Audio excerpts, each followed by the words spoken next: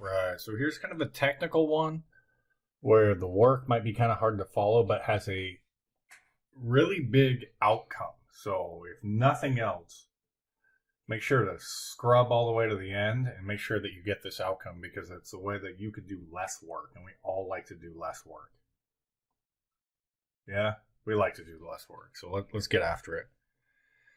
And our question is, what values of p, what power on x allow this integral to converge? And which ones make it diverge? It would be nice to know immediately, like, hey, that diverges. That's infinity. Nope, I'm done. Right? Wouldn't it be nice to just know right away? So if that was 1 over x squared, I'll let you know. It would converge. You'd get a value. If it was x to the first down below, it would diverge. We'd get infinity, and you could just move on. Be like, done. So let's evaluate this real fast. And we're going to have to break it down into some cases. So, of course, first of all, we're going to call it x to the negative p. And p is just some real number. Okay. I don't know what it is. Just some frickin' number. Well, let's tackle it. Let's see what we can do. So let's write it in the proper way as well. We'll say this is the limit as b tends towards infinity from 1 to b of x to the negative p. Oops, where'd that go? I think my machine is getting hot. All right, let's integrate this thing.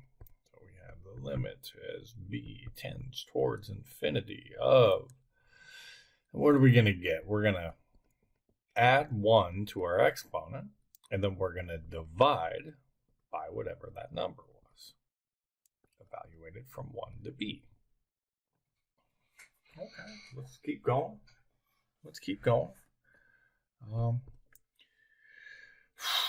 So we have this 1 over p minus, 1 minus p. Sorry, I just wanted to turn around. So we have a negative. Just turn that around. And we're going to multiply by, what is this? So, oops, I forgot my gosh darn limit. Come on, man. Limit. Just hold because that's a number. That might be 7. That might be 1/2. That might be 1/4. We don't know what the frick it is. It can be something. So now we're going to have,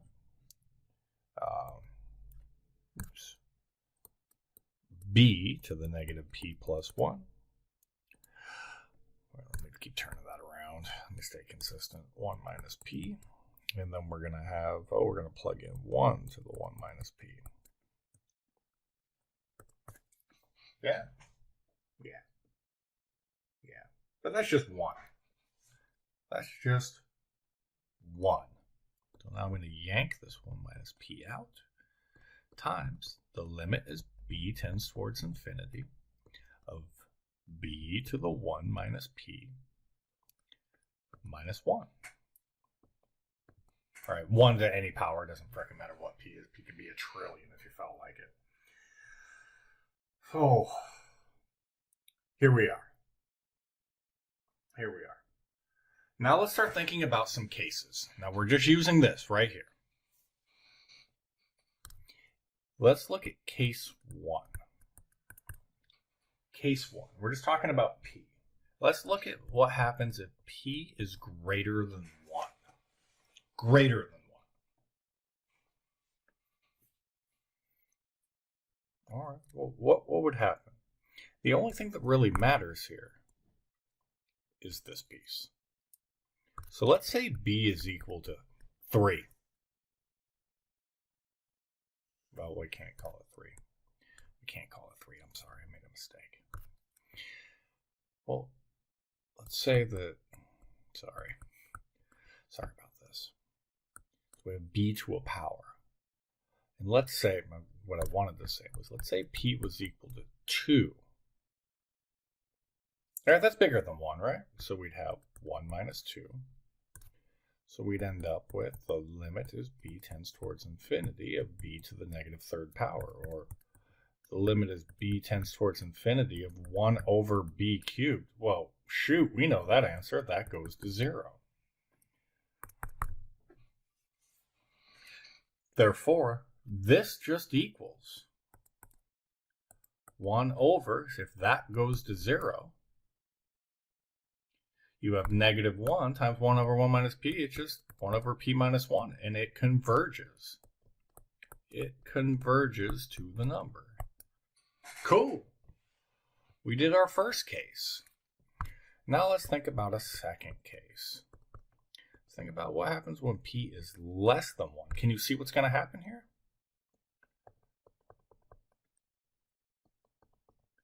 Probably with my terrible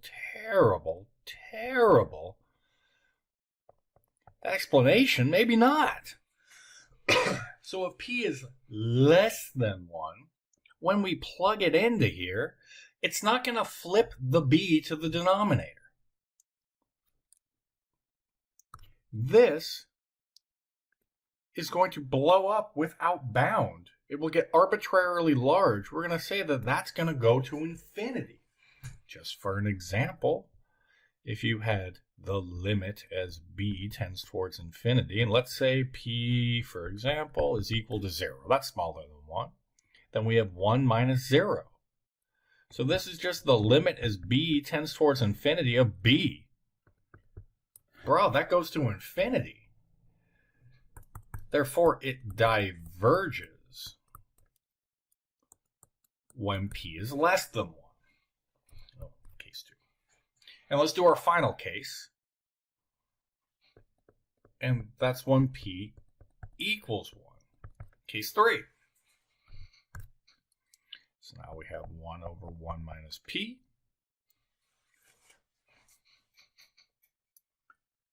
And what will we end up with here? What are we going to end up with here? What's this going to be? Oh, I know what I did wrong. Forgot about the original problem. We don't have to do all of this nonsense. Remember, we were doing the integral for 1 over x to the p from 1 to infinity to start off. If p is equal to 1, this is the integral from 1 to infinity of 1 over x dx. So we would say it's the limit as b tends towards infinity from 1 to b of 1 over x dx. And clearly, we're going to end up with the limit as b tends towards infinity of the natural log of the absolute value of x, not needed with the absolute value because we're only plugging in positive values. But we're going to get the limit as b tends towards infinity of ln of b minus ln of 1, which is 0, but this takes off to infinity. The natural log blows up without bound.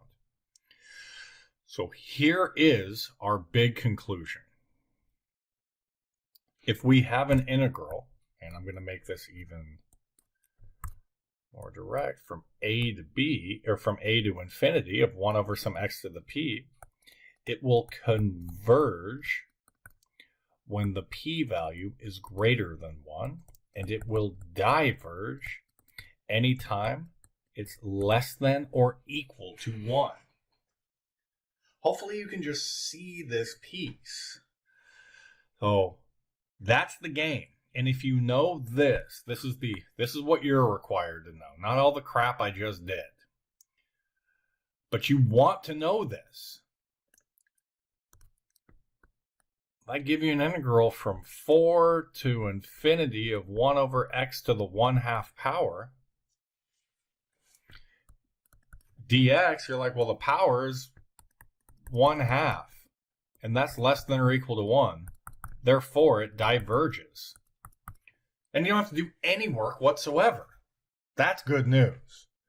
So this is the big question. That's what we wanted to mess with. Sorry if I didn't do a great job of doing all the explanations, but good golly, this is very important. And when we get to what's called series and sequences, when we start seeing all of these things, oh, dude, you're going to want to know that. It's going to be big time. It's going to work for that too. So don't lose this one. We want to keep this fresh in our mind. It'll save us time, and it'll be the key to solving things later. All right. We'll get into a couple more, and we'll do more like actual problems, examples.